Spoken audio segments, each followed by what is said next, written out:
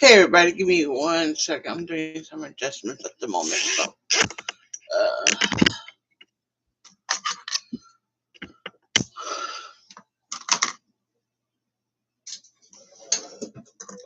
my finger.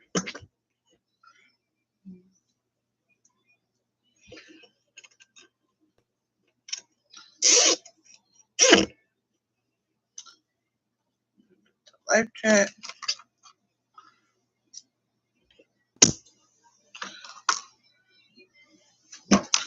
Put you over here. Don't even want. Yeah, I got one.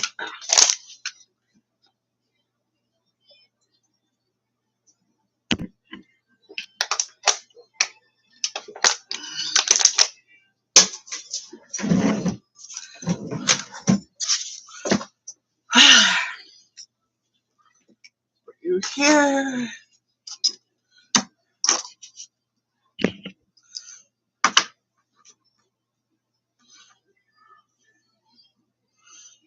My coin. I have my coin now. It's 1 for 20, 2 for 35. If you want these additional ones, it'll be $15. So if you want three, it'll be 50. And next one will be at $50 more dollars. So and so forth. All my information for the coin will be on my community page. Thank you for the thumbs up.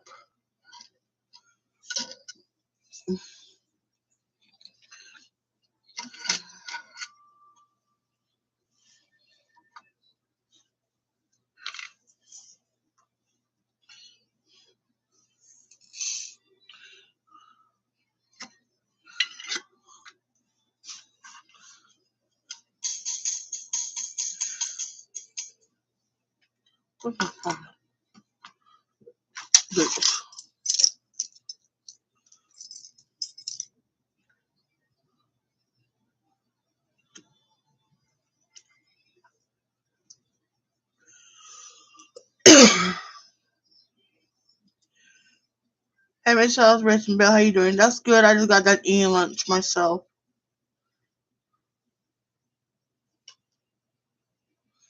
Thank you for coming in.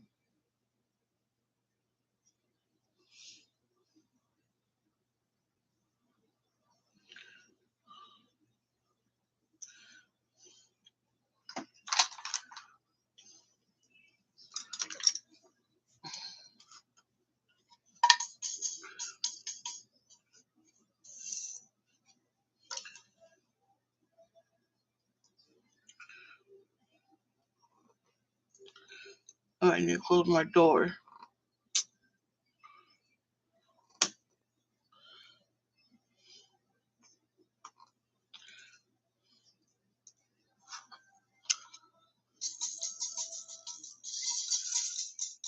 Thank you for the 2 thumbs up.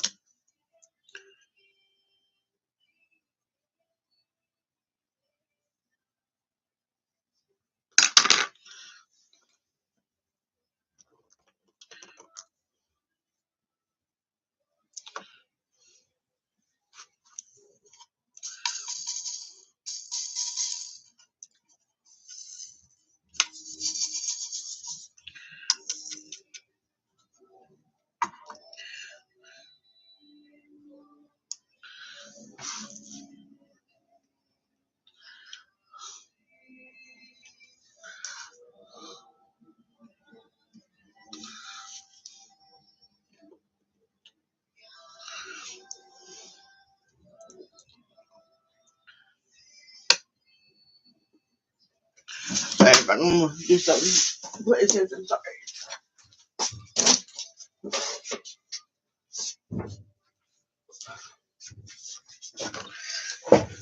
There you go.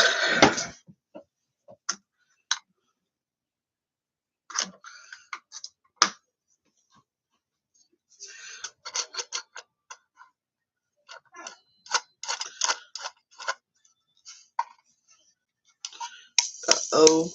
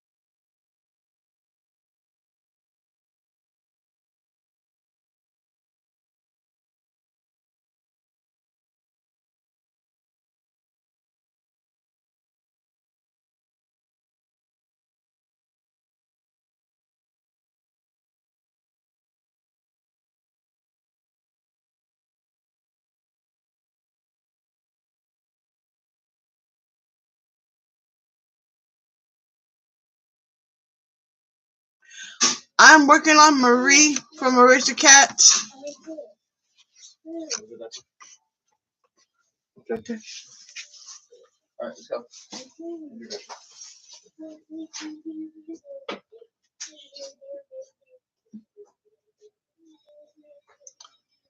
It's like I said, it's Marie from Marissa Cats.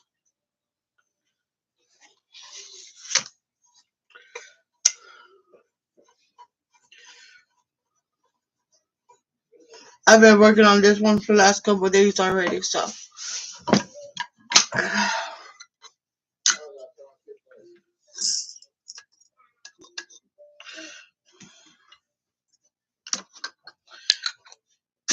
Hey,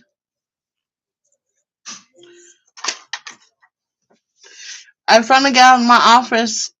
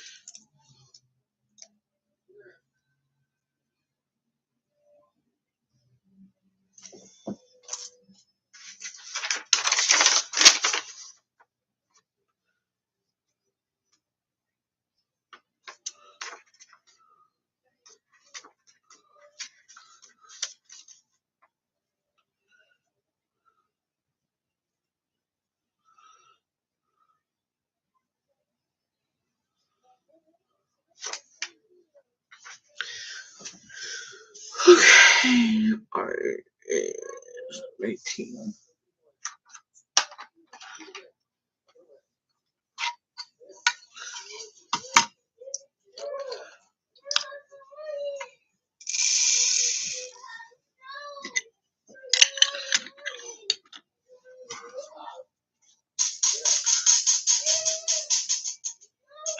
Hold on, I'll be right back. Let me go, Lizzie.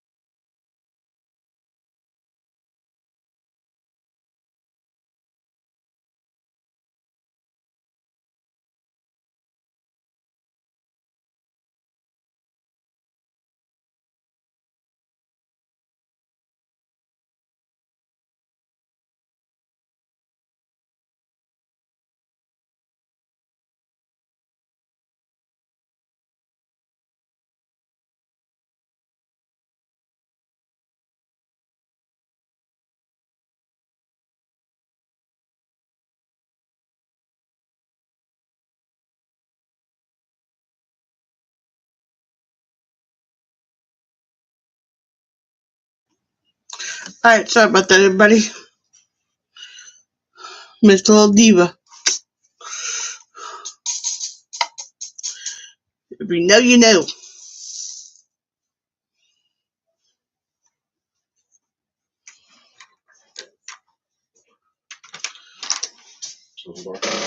Yes, please.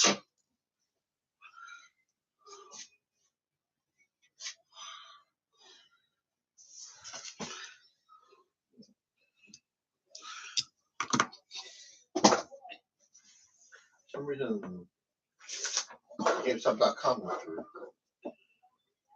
Yeah, it's a yearly thing.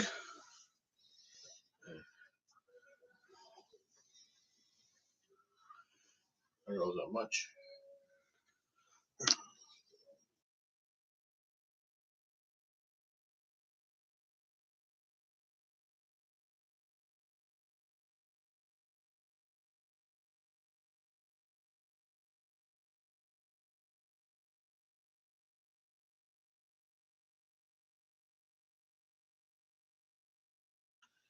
I'll go for right now, so I got food ordered and Okay. I still got $10 for gas. So. Okay. I see you better cause I made an Amazon order, so I don't have no more money until other people pay for the coins. Yeah, that's got food for the next few days. Okay.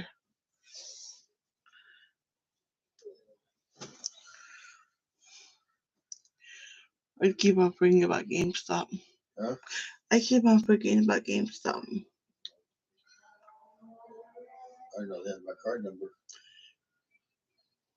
Yeah, no, it makes no sense. I don't know they have my new card number. That's what I'm saying. I don't think it's been a year yet. I haven't had that card yet a year. A new one. Oh, it's kind of weird. But, oh well, it is what it is. You know, it for the year. We actually use a lot of GameStop, so yeah, I can't complain. I know.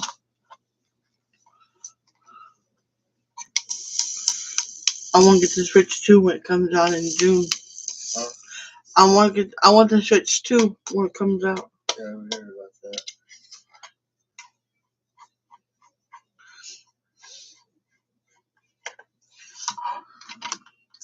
Who said it earlier? I think it was Ernie who said it was the best system out there.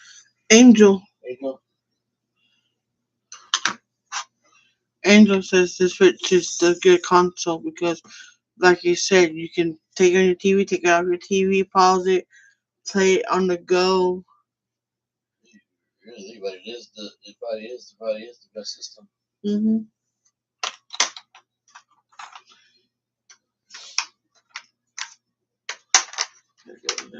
I'm dizzy.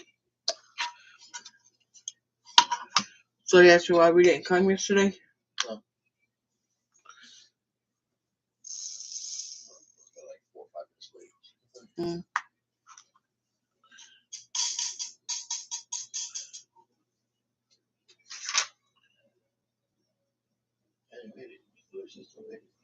Yeah.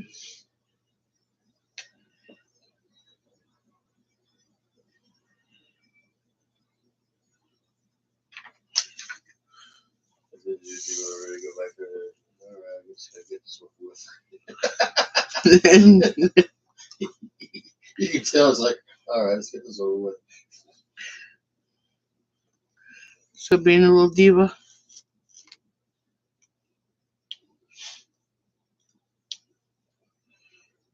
I think the back of her mind, I think she thinks she's smarter than that lady.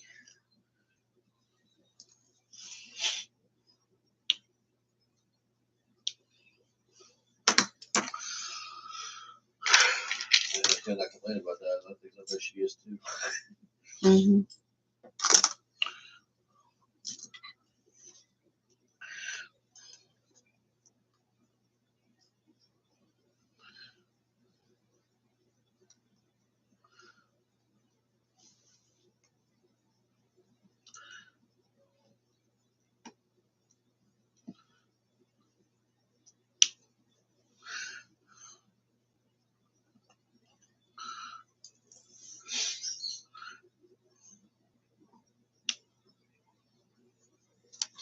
She has picture they you have to let your work. I'll just keep her home those days.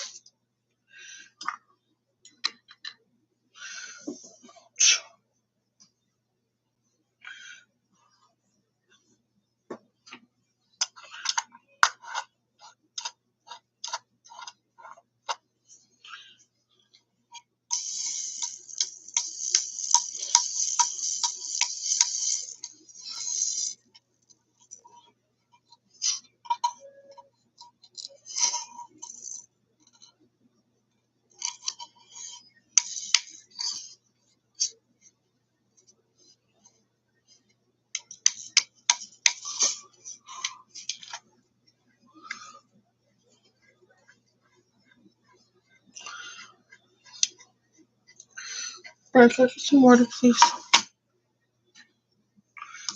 Friend, water.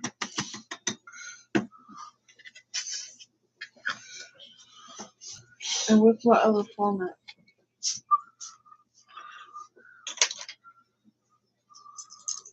Oh, just use this one.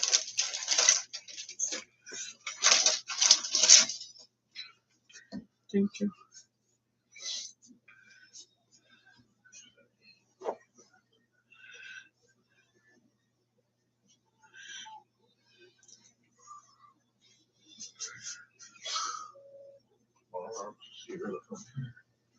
It should be on the bed somewhere.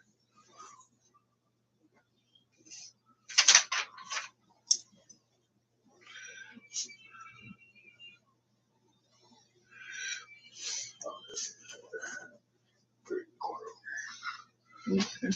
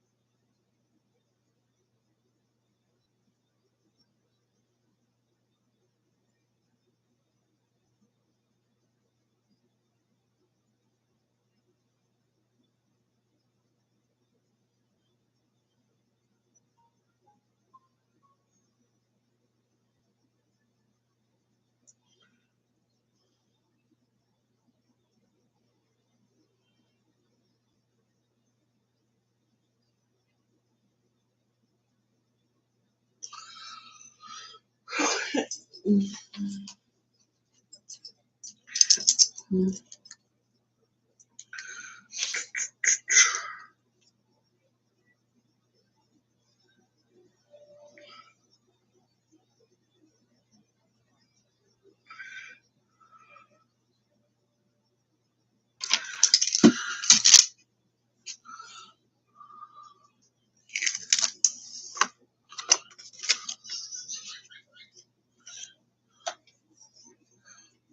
You right here.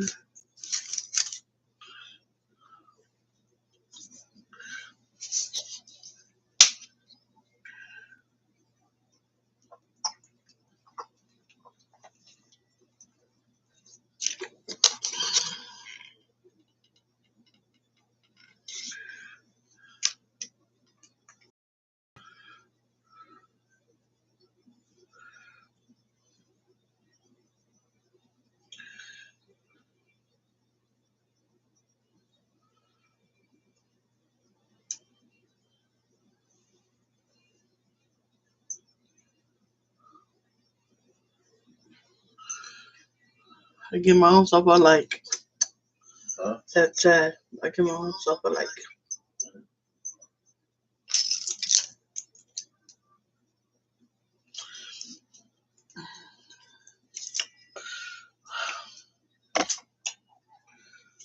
Okay. Now.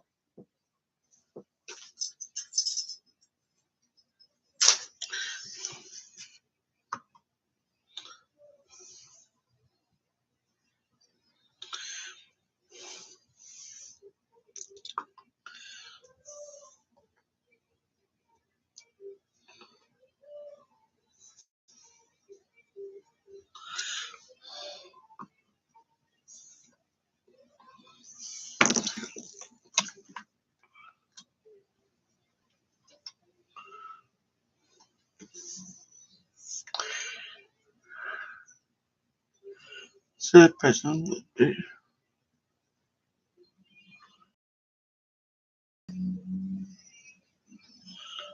She good.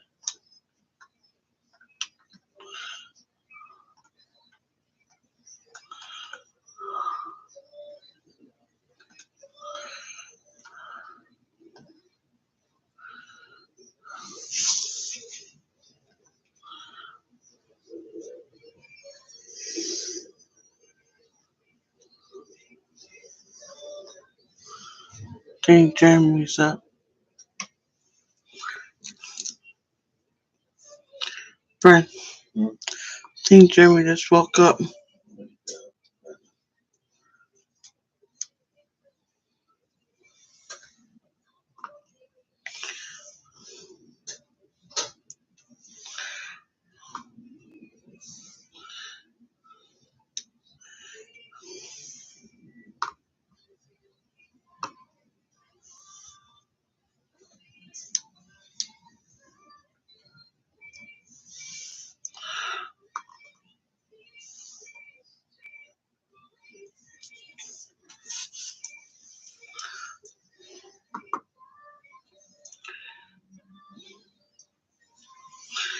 He's gonna go right back to sleep. Watch. He's gonna go right back to sleep. Hey again. Yeah. That's what he's gonna do. Watch. Yeah. Huh? What's that? It's Marie from Aristocats. Shut up, I'm supposed to reset my stuff too. I don't know. I'm still I'm awake still. With all the trazodone, the Parkinson's, and Minotaur I took last night. You see it?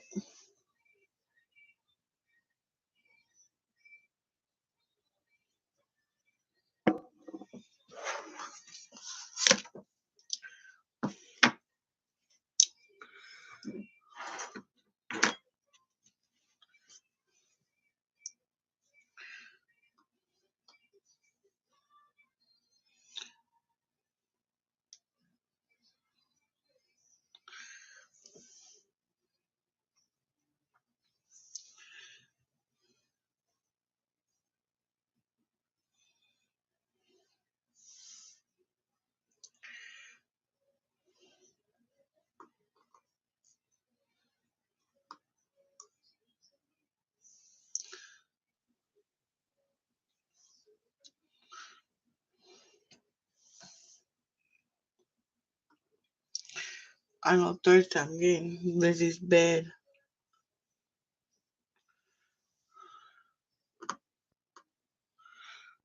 I know over the weekend we're gonna clean that room up and get the beds ready for the kids.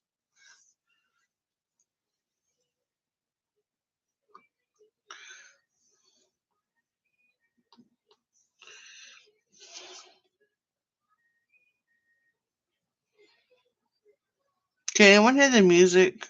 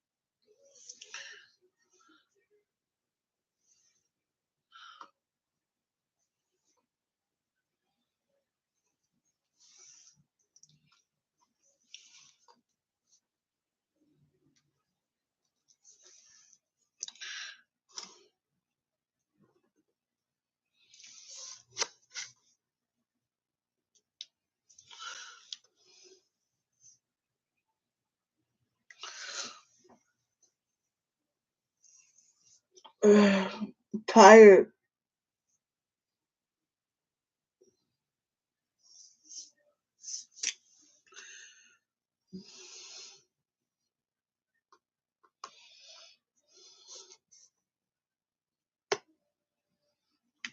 I'm just waiting for a text message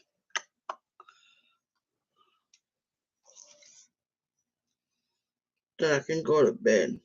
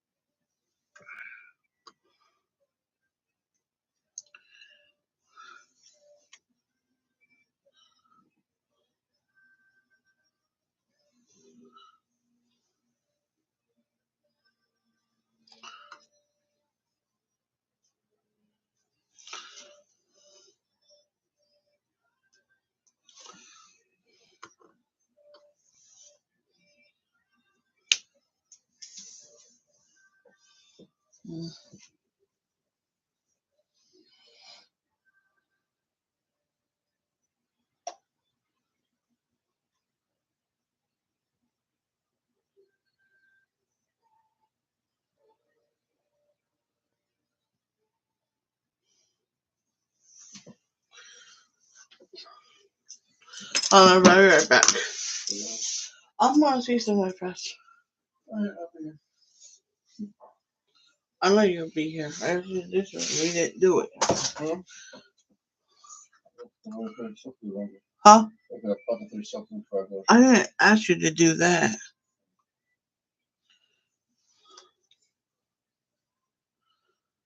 I think it's picking up the music up. So this one's gonna go down. You can't turn it down.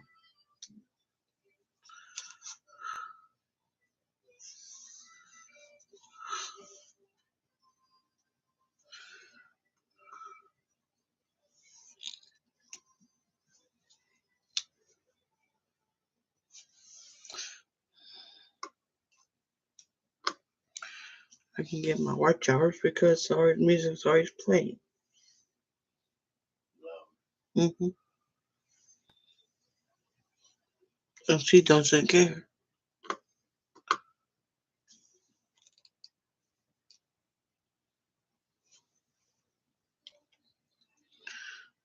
Trying to build my community up. No. I'm trying to build my community up. Lizzie's being good. Huh? Lizzie's being good. Mm-hmm.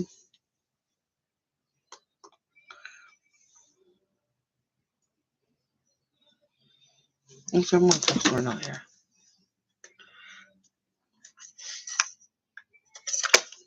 No, it's not gonna work. I'm not on StreamYard. I think it might work. Hold on.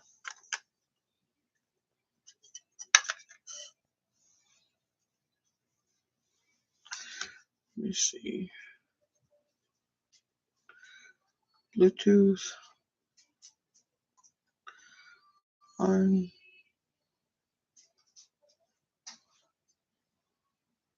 Go. Coco's at the door. Thank you. Power on. Yes, we might be connected to this.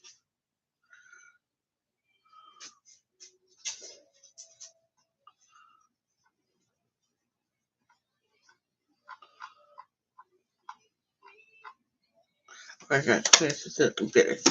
So hopefully now, no, no, hopefully now it won't be on the. You can hear Wifey's music.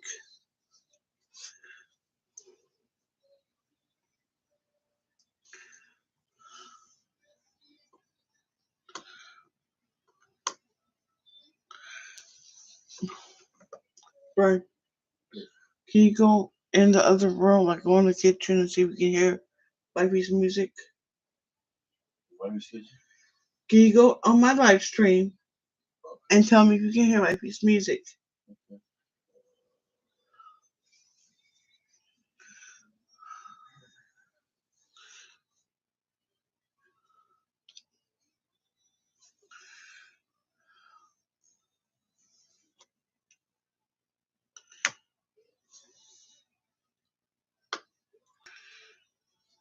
Then where you? Nothing here, Brian. I don't know. I'm walking out there. I can hear it. Oh, you hear it on here right now. We're all walking out there.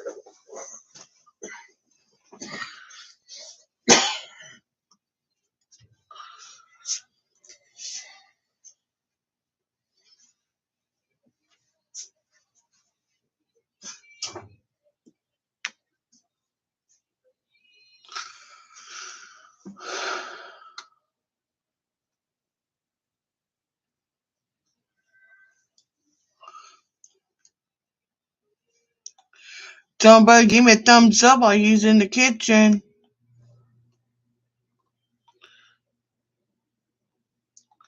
If not, me and him go round and round and round. You know what I'm talking about.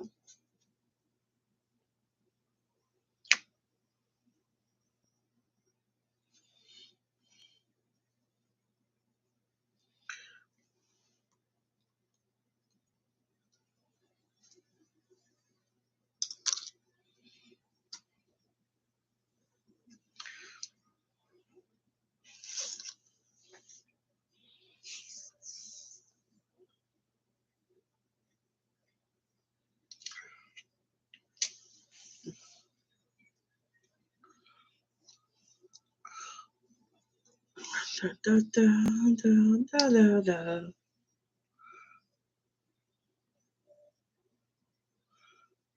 No, it stopped. Oh, there it goes.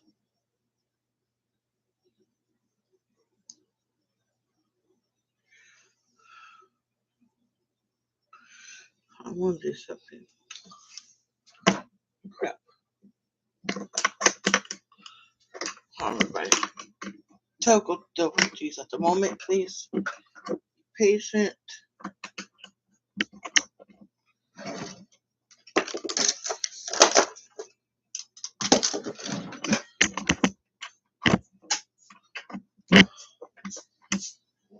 Okay. You hit that thumbs like.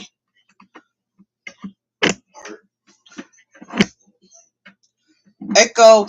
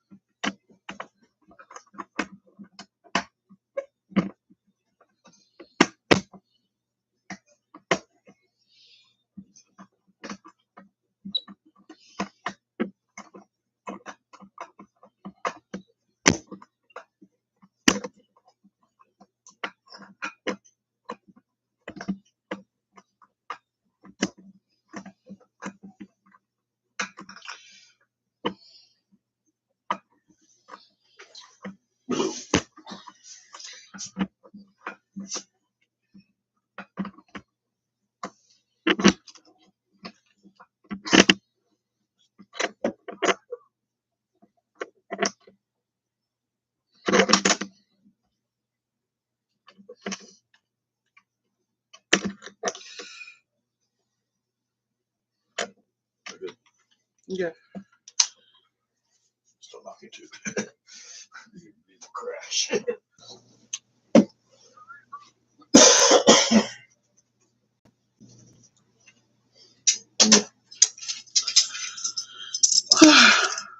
wouldn't know. That's the thing.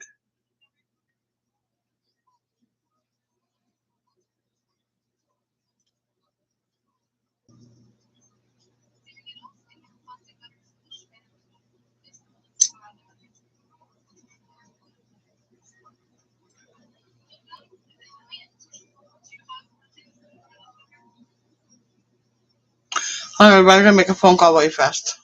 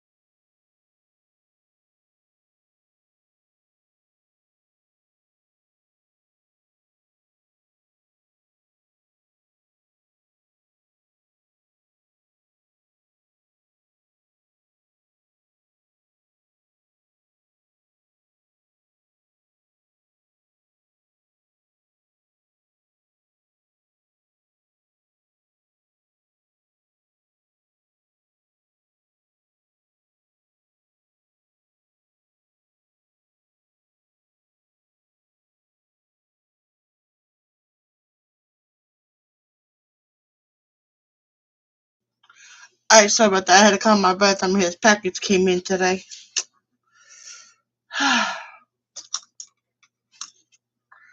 Let's see. Where is my single? Mother crapper. There it goes.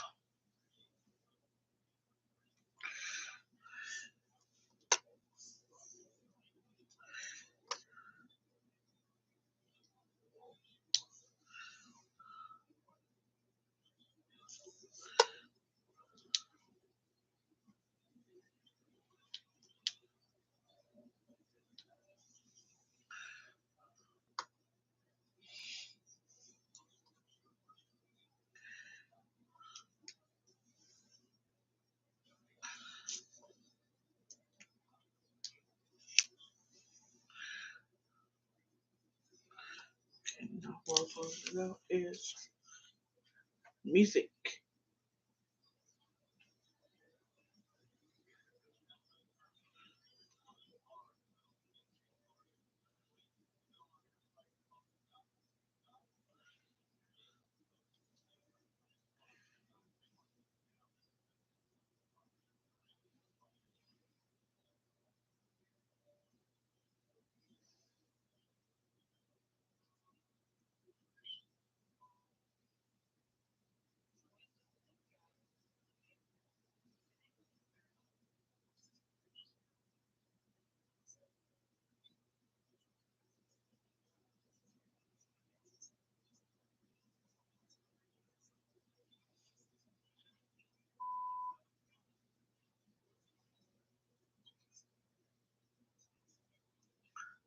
Okay, no, I don't want that. No.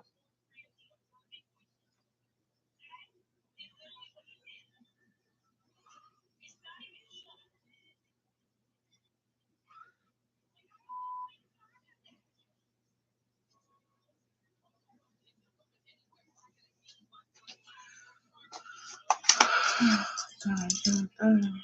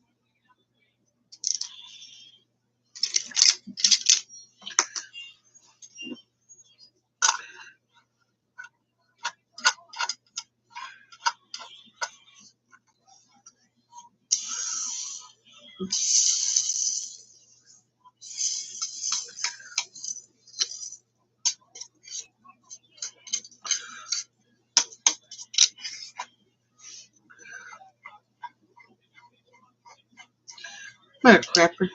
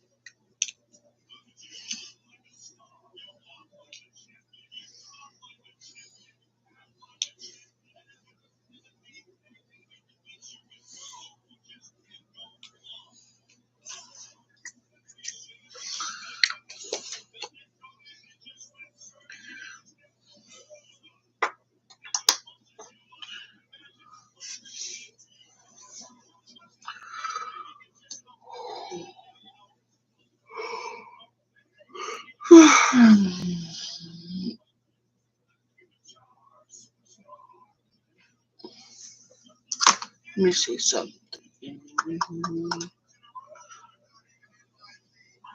Spotify. Wow. I'm experimenting at the moment, people, so don't mind me.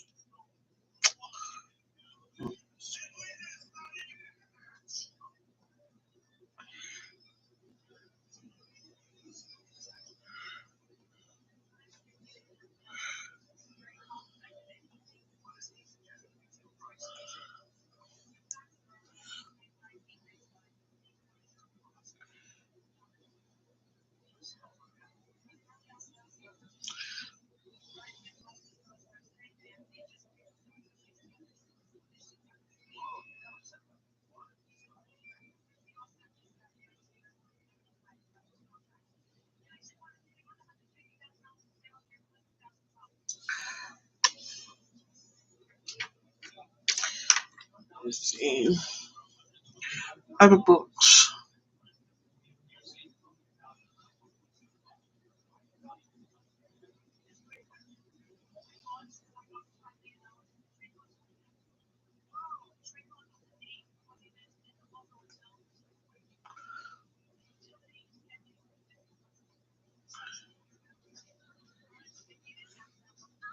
No, I don't want that.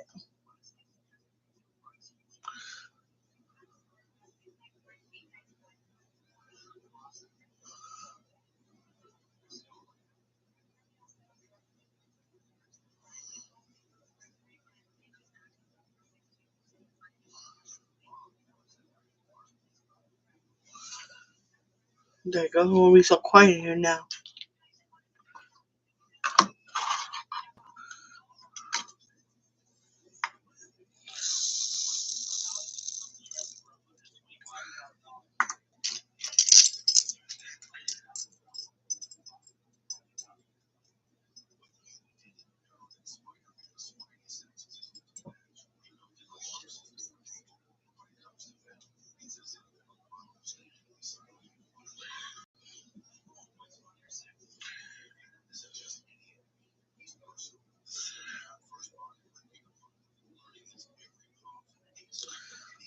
Let's see something.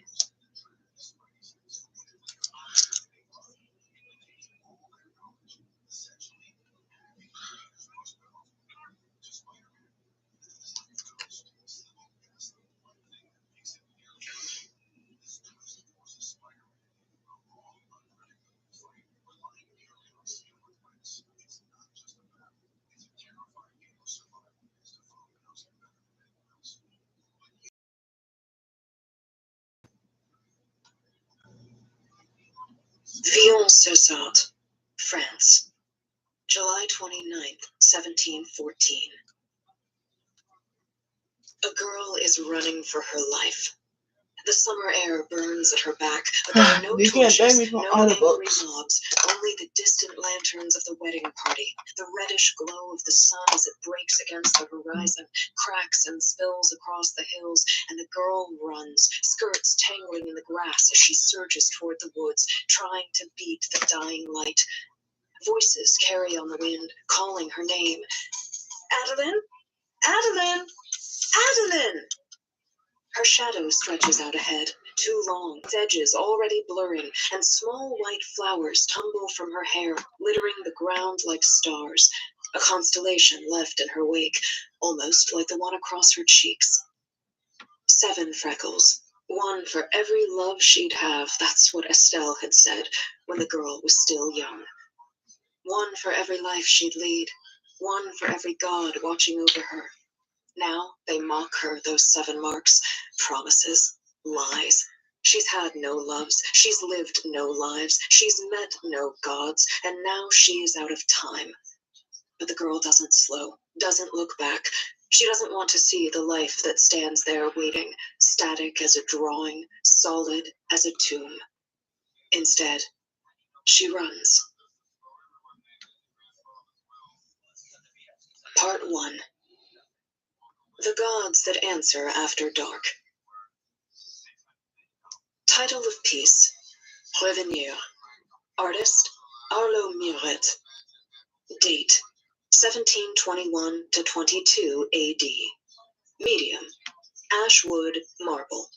Location, on loan from the Musée d'Orsay. Description, a sculptural series of 5 wooden birds in various postures and stages of pre-flight, mounted on a narrow marble plinth. Background, a diligent autobiographer, Muret kept journals that provide insight into the artist's mind and process. Regarding the inspiration for Revenir, Muret attributed the idea to a figurine found on the streets of Paris in the winter of 1715. The wooden bird, found with a broken wing, is reputedly recreated as the 5th in the sequence, albeit intact, about to take flight. Estimated value, $175,000. New York City, March 10th, 2014. 1. The girl wakes up in someone else's bed. She lies there, perfectly still, tries to hold time like a breath in her chest, as if she can keep the clock from ticking forward, keep the boy beside her from waking, keep the memory of their night alive through sheer force of will. She knows, of course, that she can't, knows that he'll forget. They always do. It isn't his fault. It is never their faults. The boy is still asleep, and she watches the slow rise and fall of his shoulders, the place where his dark hair curls against the nape of his neck. Details long memorized. His name is Toby. Last night, she told him hers was Jess. She lied, but only because she can't say her real name, one of the vicious little details tucked like nettles in the grass, hidden barbs designed to sting. What is a person, if not the marks they leave behind? She has learned to step between the thorny weeds, but there are some cuts that cannot be avoided. A memory, a photograph, a name. In the last month, she has been Claire, Zoe, Michelle. But 2 nights ago, when she was Elle and they were closing down a late-night cafe after one of his gigs, Toby said that he was in love with a girl named Jess. He simply hadn't met her yet. So now, she is Jess. Toby begins to stir, and she feels the old familiar ache in her chest as he stretches, rolls toward her, but doesn't wake, not yet. His face is now inches from her, his lips parted in sleep, black curls shadowing his eyes, dark lashes against fair cheeks. Once, the darkness teased the girl as they strolled along the Seine, told her that she had a type, insinuating that most of the men she chose, and even a few of the women, looked an awful lot like him. The same dark hair, the same sharp eyes, the same etched features. But that wasn't fair. After all, The darkness only looked the way he did because of her. She'd given him that shape, chosen what to make of him, what to see. "Don't you remember?" she told him then, "when you were nothing but shadow and smoke?" "Darling," he'd said in his soft, rich way, "I was the night itself." Now it is morning in another city, another century, the bright sunlight cutting through the curtains, and Toby shifts again, rising up through the surface of sleep. And the girl who was Jess, holds her breath again as she tries to imagine a version of this day where he wakes and sees her and remembers, where he smiles and strokes her cheek and says, "Good morning." But it won't happen like that. And she doesn't want to see the familiar vacant expression, doesn't want to watch as the boy tries to fill in the gaps where memories of her should be, witness as he pulls together his composure into practiced nonchalance.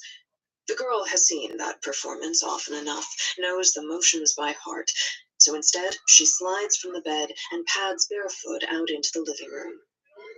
She catches her reflection in the hall mirror and notices what everyone notices: the 7 freckles scattered like a band of stars across her nose and cheeks, her own private constellation. She leans forward and fogs the glass with her breath, draws her fingertip through the cloud as she tries to write her name, A.D., but she only gets as far as that before the letters dissolve. It's not the medium. No matter how she tries to say her name, no matter how she tries to tell her story, and she has tried, in pencil, in ink, in paint, in blood.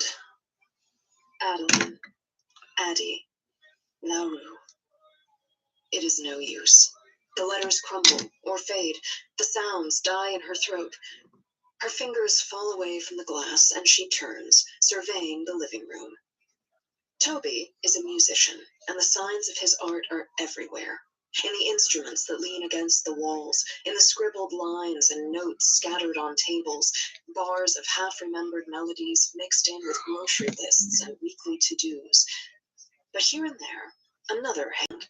The flowers he started keeping on the kitchen sill, though he can't remember when the habit started. The book on Rilke he doesn't remember buying. The things that last, even when memories don't. Toby is a slow riser, so Addie makes herself tea. He doesn't drink it, but it's already there, in his cupboard, a tin of loose Ceylon and a box of silk pouches. A relic of a late-night trip to the grocery store, a boy and a girl wandering the aisles, hand in hand, because they couldn't sleep. Because she hadn't been willing to let the night end, wasn't ready to let go. She lifts the mug, inhales the scent as memories waft up to meet it. A park in London, a patio in Prague, a tea room in Edinburgh. The past drawn like a silk sheet over the present.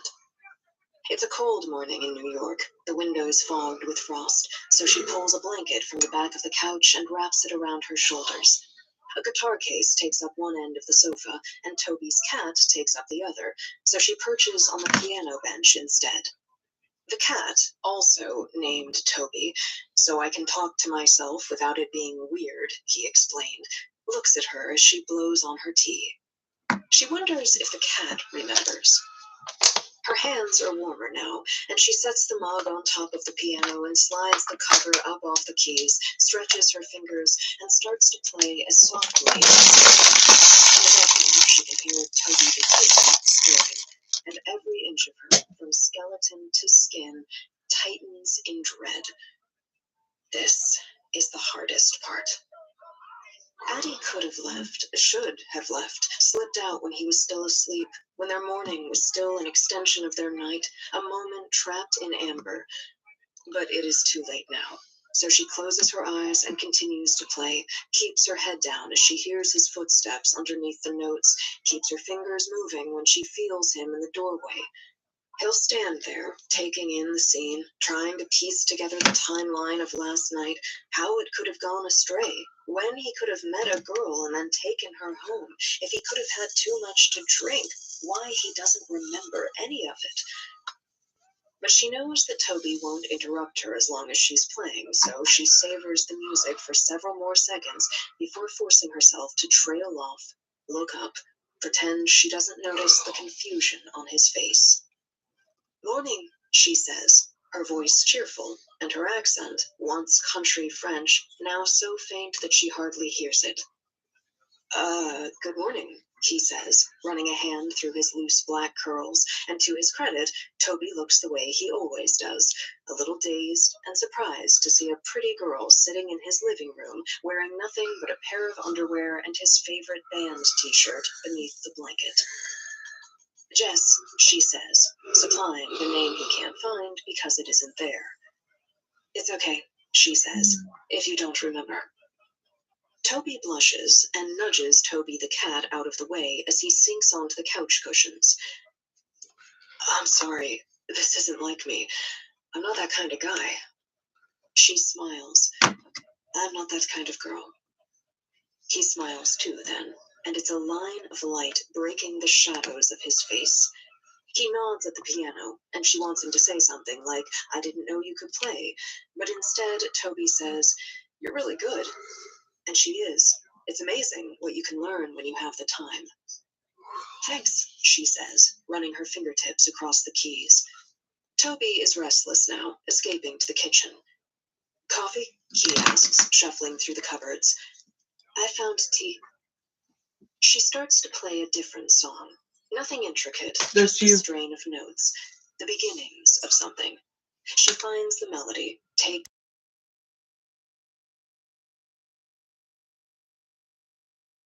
hands. "What was that?" he asks, eyes brightening in that way unique to artists, writers, painters, musicians, anyone prone to moments of inspiration. It sounded familiar. A shrug. "You played it for me last night?" It isn't a lie, not exactly. He did play it for her, after she showed him. "I did," he says, brow furrowing. He's already setting the coffee aside, reaching for a pencil and a notepad off the nearest table. "God, I must have been drunk." He shakes his head as he says it. Toby's never been one of those songwriters who prefer to work under the influence. "Do you remember more?" he asks, turning through the pad. She's leading him through the notes. He doesn't know it, but he's been working on this song for weeks. Well, they have. Together. She smiles a little as she plays on. This is the grass between the nettles, a safe place to step. She can't leave her own mark, but if she's careful, she can give the mark to someone else. Nothing concrete, of course, but inspiration rarely is. Toby's got the guitar up now, balanced on one knee, and he follows her lead, murmuring to himself that this is good, this is different, this is something. She stops playing, gets to her feet. "I should go." The melody falls apart on the strings as Toby looks up. "What? But I don't even know you." "Exactly," she says, heading for the bedroom to collect her clothes. "But I want to know you," Toby says, setting down the guitar and trailing her through the apartment. And this is the moment when none of it feels fair. The only time she feels the wave of frustration threatening to break. Because she has spent weeks getting to know him, and he has spent hours forgetting her. Slow down. She hates this part. She shouldn't have lingered, should have been out of sight as well as out of mind. But there's always that nagging hope that this time it will be different, that this time they will remember. "I remember," says the darkness in her ear. She shakes her head, forcing the voice away. "Where's the rush?" asks Toby. "At least let me make you breakfast." But she's too tired to play the game again so soon, and so she lies instead, says there's something she has to do, and doesn't let herself stop moving because if she does, she knows she won't have the strength to start again, and the cycle will spin on, the affair beginning in the morning instead of at night. But it won't be any easier when it ends, and if she has to start over, she'd rather be a meet cute at a bar than the unremembered aftermath of a one-night stand. It won't matter in a moment anyways. "Just wait," Toby says, catching her hand. He fumbles for the right words, and then gives up, starts again. I have a gig tonight at the Alloway. You should come. It's over on... She knows where it is, of course. That is where they met for the first time, and the 5th, and the 9th. And when she agrees to come, his smile is dazzling. It always is. Promise? He asks. Promise. I'll see you there, he says, the words full of hope as she turns and steps through the door. She looks back and says, don't forget me in the meantime. An old habit, a superstition, a plea. Toby shakes his head. How could I? She smiles, as if it's just a joke. But Addie knows, as she forces herself down the stairs, that it's already happening. Knows that by the time he closes the door, she'll be gone. 2. March is such a fickle month. It is the seam between winter and spring, though seam suggests an even hem, and March is more like a rough line of stitches sewn by an unsteady hand, swinging wildly between January gusts and June greens. You don't know what you'll find until you step outside. Estelle used to call these the restless days, when the warmer-blooded gods began to stir and the cold ones began to settle, when dreamers were most prone to bad ideas and wanderers were likely to get lost. Addie has always been predisposed to both. It makes sense, then, that she was born on the 10th of March, right along the Ragged Okay, I'm Sea, back here, buddy. though it has been so long since Addie felt like celebrating. For 23 years, she dreaded the marker of time, what it meant, that she was growing up, growing old. And then, for centuries, a birthday was a rather useless thing, far less important than the night she signed away her soul. That date, a death and a rebirth, rolled into one. Still, it is her birthday, and a birthday deserves a gift. She pauses in front of a boutique, her reflection ghosted in the glass. In the broad window, a mannequin poses mid-stride, its head tilted ever so slightly to one side, as if listening to some private song. Its long torso is wrapped in a broad striped sweater, a pair of oil-slick leggings vanishing into knee-high boots. One hand up, fingers hooked in the collar of the jacket that hangs over one shoulder. As Addie studies the mannequin, she finds herself mimicking the pose, shifting her stance, tilting her head.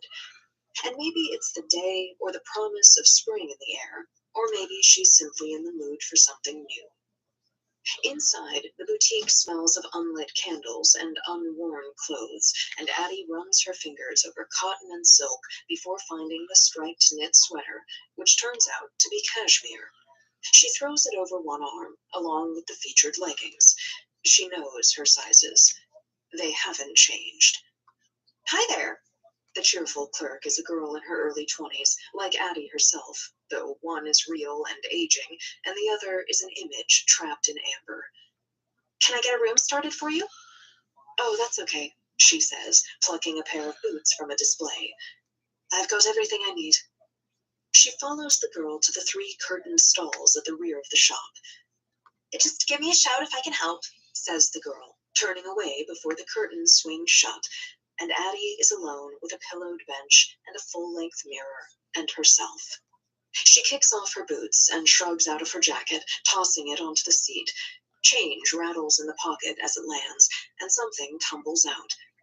It hits the floor with a dull clack and rolls across the narrow changing room, stopping only when it meets the baseboard. It is a ring. A small circle carved of ash-gray wood, a familiar band, once loved, now loathsome. Addie stares at the thing a moment. Her fingers twitch, traitorous, but she doesn't reach for the ring, doesn't pick it up, just turns her back on the small bowl and continues undressing. She pulls on the sweater, shimmies into the leggings, zips up the boots. The mannequin was thinner, taller, but Addie likes the way the outfit hangs on her, the warmth of the cashmere, the weight of the leggings, the soft embrace of the lining in the boots. She plucks the price tags off one by one, ignoring the zeros.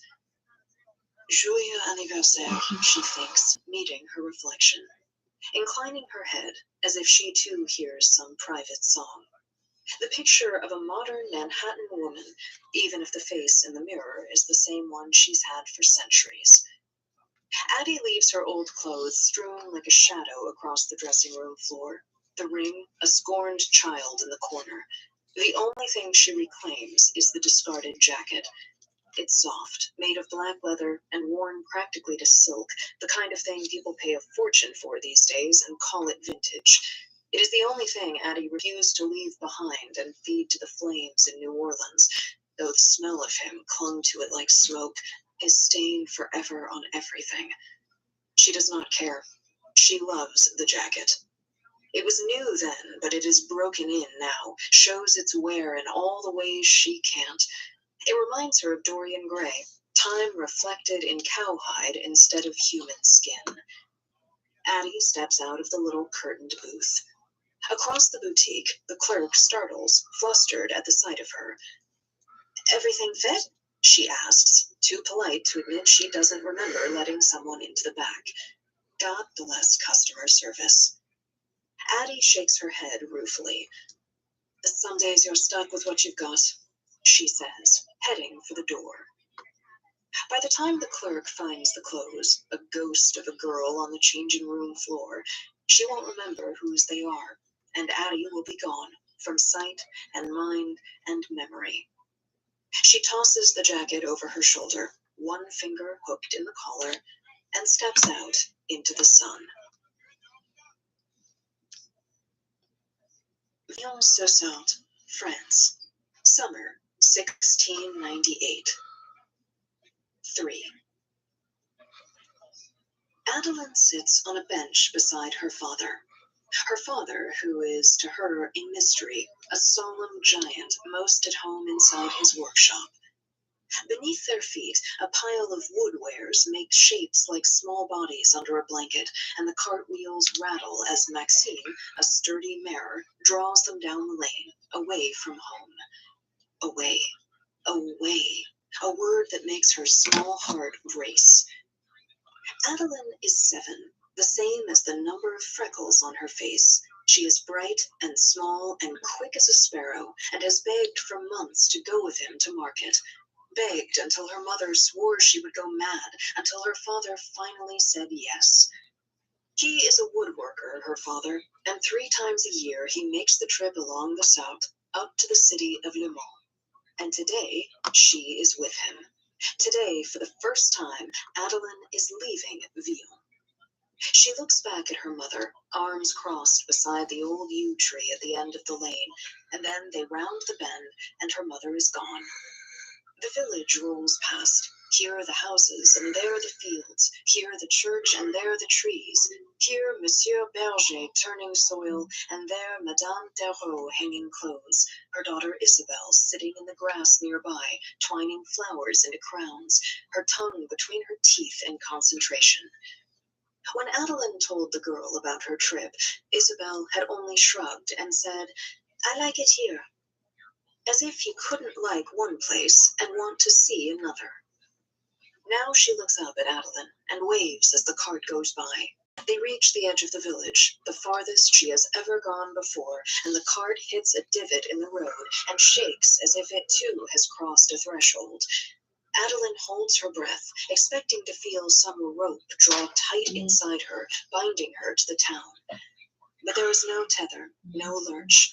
The car keeps moving, and Adeline feels a little wild and a little scared as she turns back to look at the shrinking picture of Vion, which was until now the sum of her world, and is now only a part, made smaller with the mare's every step, until the town seems like one of her father's figurines, small enough to nest within one calloused palm.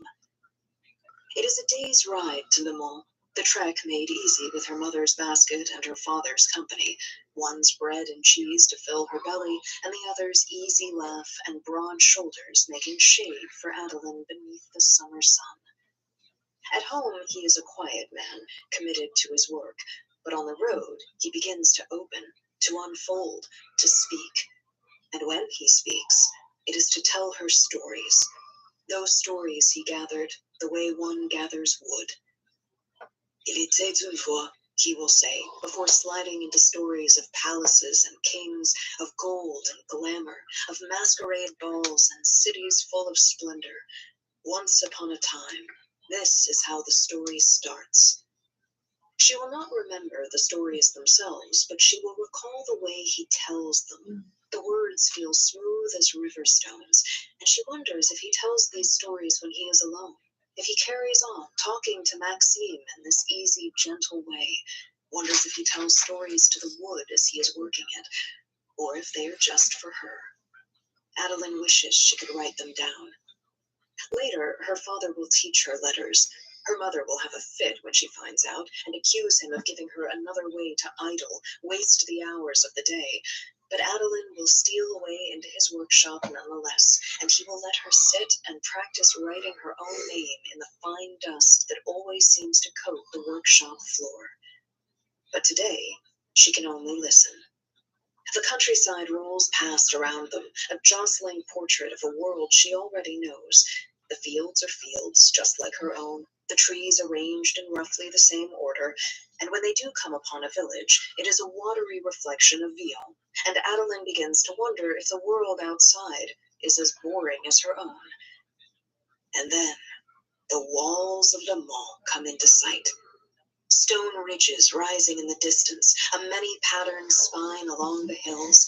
It is 100 times the size of Vion, or at least it is that grand in memory, and Adeline holds her breath as they pass through the gates and into the protected city.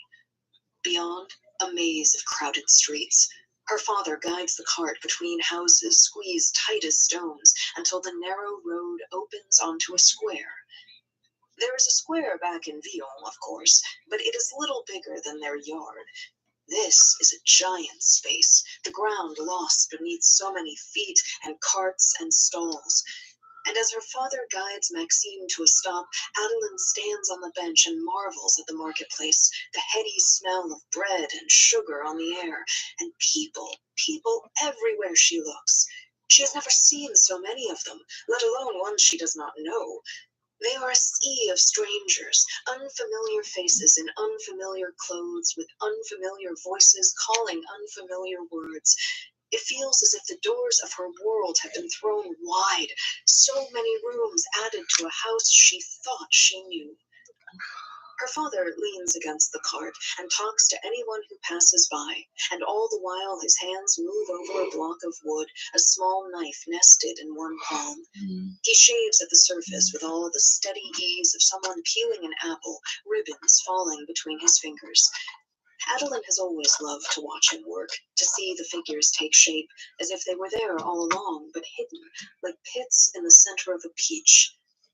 Her father's work is beautiful, the wood smooth where his hands are rough, delicate where he is large. And mixed among the bowls and cups, tucked between the tools of his trade, are toys for sale, and wooden figures as small as rolls of bread. A horse, a boy, a house, a bird. Adeline grew up surrounded by such trinkets, but her favorite is neither animal nor man. It is a ring. She wears it on a leather cord around her neck, a delicate band, the wood ash gray and smooth as polished stone. He carved it when she was born, made for the girl she'd one day be, and Adeline wears it like a talisman, an amulet, a key. Her hand goes to it now and then, thumb running over the surface the way her mother's runs over a rosary. She clings to it now, an anchor in the storm, as she perches on the back of the cart and watches everything. From this angle, she is almost tall enough to see the buildings beyond. She stretches up onto her toes, wondering how far they go, until a nearby horse jostles their cart as it goes past, and she nearly falls. Her father's hand closes around her arm, pulling her back into the safety of his reach. By the end of the day, the wooden wares are gone, and Adeline's father gives her a copper sol and says she may buy anything she likes. She goes from stall to stall, eyeing the pastries and the cakes, the hats and the dresses and the dolls, but in the end, she settles on a journal, parchment bound with waxy thread. It is the blankness of the paper that excites her, the idea that she might fill the space with anything she likes. She could not afford the pencils to go with it, but her father uses a second coin to buy a bundle of small black sticks and explains that these are charcoal, shows her how to press the darkened chalk to the paper, smudge the line to turn hard edges into shadow. With a few quick strokes, he draws a bird in the corner of the page, and she spends the next hour copying the lines, far more interesting than the letters he's written beneath. Her father packs up the cart as the day gives way to dusk. They will stay the night in a local inn, and for the first time in her life, Adeline will sleep in a foreign bed and wake to foreign sounds and smells. And there will be a moment, as brief as a yawn, when she won't know where she is, and her heart will quicken, first with fear, and then with something else, something she does not have the words for yet. And by the time they return home to Villon, she will already be a different version of herself. A room with the windows all thrown wide, eager to let in the fresh air, the sunlight, the spring. Villon-sur-Saône, France, fall 1703. 4. It is a Catholic place, Villon, certainly the part that shows. There is a church in the center of town, a solemn stone thing where everyone goes to save their souls. Adeline's mother and father kneel there twice a week, cross themselves, and say their blessings and speak of God. Adeline is 12 now, so she does too. But she prays the way her father turns loaves of bread upright, the way her mother licks her thumb to collect stray flakes of salt, as a matter of habit, more automatic than faith. The church in town isn't new, and neither is God, but Adeline has come to think of him that way, thanks to Estelle, who says the greatest danger in change is letting the new replace the old. Estelle, who belongs to everyone and no one and herself. Estelle, who grew like a tree at the heart of the village by the river, and has certainly never been young, who sprang up from the ground itself with gnarled hands and woody skin and roots deep enough to tap into her own hidden well. Estelle, who believes that the new God is a filigreed thing. She thinks that he belongs to cities and kings, and that he sits over Paris on a golden pillow and has no time for peasants, no place among the wood and stone and river water. Adeline's father thinks Estelle is mad.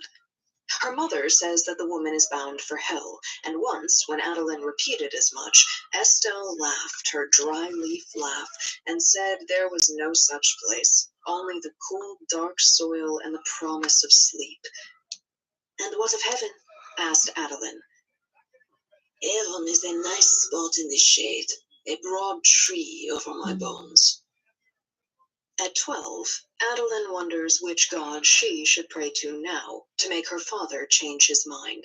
He has loaded up his cart with wares bound for Le Mans, has harnessed Maxime, but for the first time in 6 years, she is not going with him.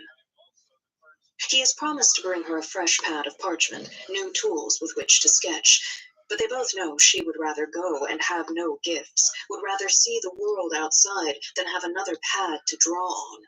She is running out of subjects, has memorized the tired lines of the village and all the familiar faces in it. But this year, her mother has decided that it isn't right for her to go to market. It isn't fitting, even though Adeline knows she can still fit on that wooden bench beside her father. Her mother wishes she was more like Isabelle Darreau, sweet and kind and utterly incurious, content to keep her eyes down upon her knitting instead of looking up at clouds, instead of wondering what's around the bend, over the hills. But Adeline does not know how to be like Isabelle. She does not want to be like Isabelle.